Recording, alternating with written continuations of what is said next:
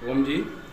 माताओं बहनों के लिए जिनकी ब्रेस्ट में लम्स हो जाते हैं, गांठें हो जाती हैं, गिल्टी सी बन जाती हैं, छूने से भी दर्द होता है और कभी कभी कुछ नहीं होता, लेकिन तकलीफ़ बहुत ज़्यादा होती है। लेकिन कुछ माताओं को कुछ उनको प्रॉब्लम जो होती है वो कैंसर तक की भी प्रॉब्लम देखने में लगातार बढ़ रही है आजकल के पीरियड्स में। तो इससे निजात पाने के लिए इसका ट्रीटमेंट तो सही रूप से लें, ये बहुत ज़रूरी है। दूसरा, इसमें सारी ऑयली चीज़ें जितनी भी हैं सारी बंद कर देंगे, किसी भी तरह की कोई ऑयली चीज़ें वो सेवन ना करें। और साथ में जो योग की बात करें तो इसमें प्राणायाम बहुत आवश्यक हो जाता है, जिसमें षटकर्म यानी कपालभाति की बात करें तो ये बहुत आवश्यक हो जाता है। और दूसरे कुछ आसन हैं, आज हम उन आसनों के बारे में चर्चा करेंगे। तो जो आसन हैं वो भी हैं, तो इसमें कैसे लाभ देंगे आइए हम देखते हैं कुछ। तो पहला अभ्यास है भुजंग आसन। लेकिन भुजंग आसन उन लोगों के लिए तकलीफदेह हो सकता है जिनकी कमर में बहुत ज़्यादा दर्द है, वो एकदम से ना करें। वो सहज भुजंग आसन में जाएं पहले, उसके बाद ही उसके उपरांत ही भुजंग आसन कर सकते हैं। तो सबसे पहले हम सहज भुजंग आसन, उसके बाद भुजंग आसन में शिफ्ट करेंगे। देखिए कैसे, सीधे पेट के बल लेट जाएंगे, पंजे फ्लैट रहेंगे और दोनों हाथों को इस तरह से रखिए, चिन रखी और यहाँ से इतना उठा लिया। इस सहज भुजंगासन की अवस्था शुरू हो जाती है और यहीं से आप अपने हाथ को इस तरह से अपनी ओर लेकर आते रहेंगे। जितना कंफर्ट जोन होगा आपकी कमर को मेंशन करते हुए ध्यान रखिएगा, उतना ही आप हाथों को पीछे लेकर आइए, अपने चेस्ट के क्लोज लेकर आइए, जितना आप कंफर्ट जोन में रहें और कमर में ज़्यादा स्ट्रेन ना आए, ज़्यादा दर्द ना रहे, इस बात को मेंशन कीजिए।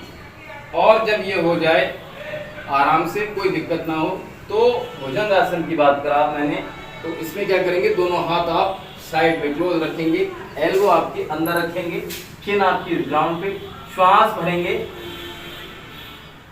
और पूरी श्वास आप अपने चेस्ट रीजन में होल्ड करके रखेंगे।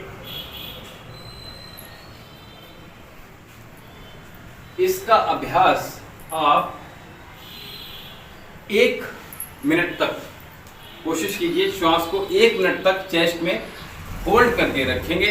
और अगला अभ्यास जो हम कर रहे हैं उसका नाम है सेतुबंध आसन, ब्रिज पोज भी कहते हैं या सेतु आसन भी कह लिया जाता है। तो देखिए कैसे करते हैं, पीठ के बल लेट जाएंगे और दोनों एड़ियों को क्लोज कर लेंगे, दोनों हथेली आपकी ग्राउंड पे टच रहेंगी, बीच में से हिप्स को उठाएंगे, देखिए इस तरह से। और आप चाहें तो एड़ी को इस तरह से पकड़ सकते हैं, यहाँ पर पूरा वजन, पूरा प्रेशर है वो आपका चेस्ट रीजन पर होना चाहिए।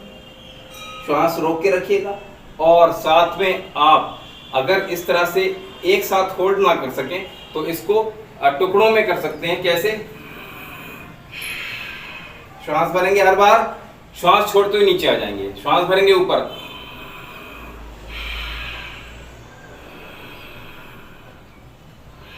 फिर धीरे धीरे श्वास को होल्ड करना सीखेंगे। ऐसे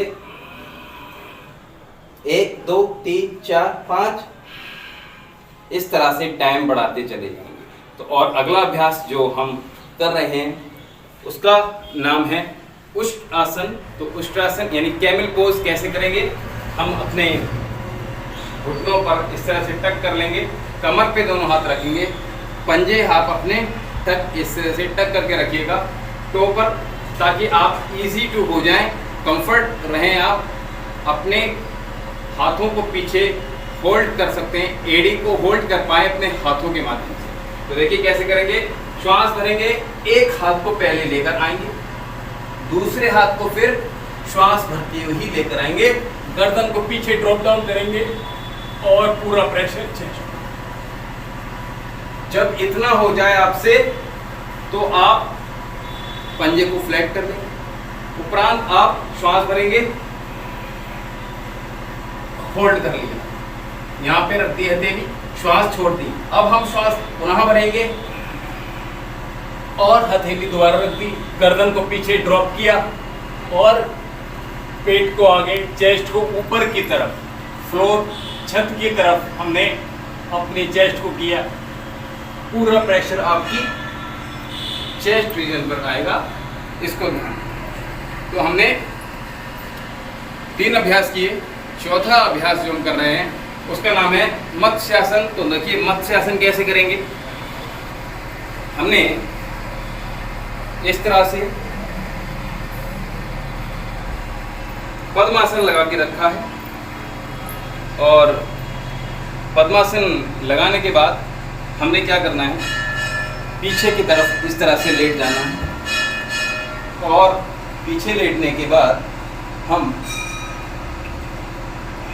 यहाँ गर्दन को इस तरह से करते हैं। जितना गर्दन उठा सकते हैं उतना अच्छा रहेगा, यानी जितना ज़्यादा उठा ये, और इस तरह से अंगूठों पकड़ ली,